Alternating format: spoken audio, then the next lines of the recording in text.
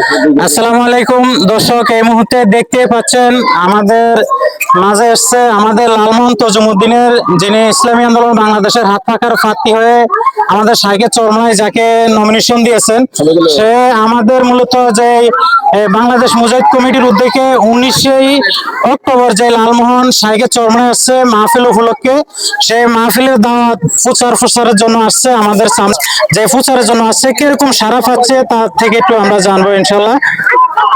আসসালামু আলাইকুম হুজুর, যে মাহফিলের জন্য আসছেন প্রচারের জন্য, আপনি দেখছেন মুসলিউদ্দিন ভাইয়ের এবার যাবে ফিরের এবার যাবে আবার করে।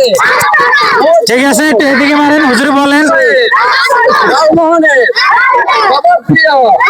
হুজুরের কাছ থেকে জানবো কিরকম সারা পাচ্ছেন, যে হুজুরের মাহফিলের প্রচার নিয়ে আসছেন, কিরকম সারা পাচ্ছেন এলাকাবাসীর মাঝে একটু জানাবেন। আলহামদুলিল্লাহ, আমার সঙ্গে যারা সফর সঙ্গী রয়েছেন, লালমোহনের বিশিষ্ট আলেমে দ্বীন, ইসলামী আন্দোলনের দায়িত্বশীল, মুজাহিদ কমিটির দায়িত্বশীল সহ নেতৃবৃন্দ, আমরা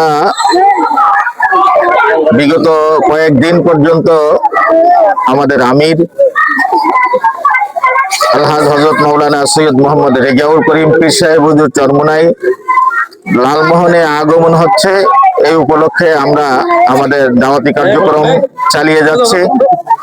আলহামদুলিল্লাহ, আপনারা প্রত্যক্ষ করেছেন ছোট ছোট শিশুদের মধ্যে কত আবেগ আমেজ এই মাহফিলের। আমরা থানার যারা ওসি সহ দায়িত্বশীল রয়েছেন তাদেরকে দাওয়াত দিয়েছি, টিএনও মহোদয়কে দাওয়াত দিয়েছি। আমাদের অত্র এলাকায় লালমোহনে যে সমস্ত সামাজিক সংগঠন সমূহ রয়েছে তাদেরকে আমরা দাওয়াত দিয়েছি, ব্যবসায়ীদেরকে দাওয়াত দিয়েছি, সাংবাদিকদেরকে দাওয়াত দিয়েছি, সাধারণ আম জনগণকে আমরা দাওয়াত দিয়েছি। সকলের থেকে আমরা স্বতঃস্ফূর্ত সাড়া পেয়েছি। আমরা আশা করি ইনশাআল্লাহ আগামী 19 অক্টোবর লালমোহন হাফিজউদ্দিনে বিনিয়োতে যে মাহফিল হতে যাচ্ছে, এই মাহফিল জনসমুদ্রে পরিণত হবে ইনশাআল্লাহ। আমরা এই মাহফিল থেকে আশা করব যে আমাদের মাঝে হযরত পীর সাহেব হুজুর আসবেন। পীর সাহেবের হুজুরের যে নসিহত শ্রবণ করে এলাকার মানুষের আত্মশুদ্ধি, মানসিক পরিবর্তন এবং মানুষের চিন্তা চেতনার বিকাশ ঘটবে।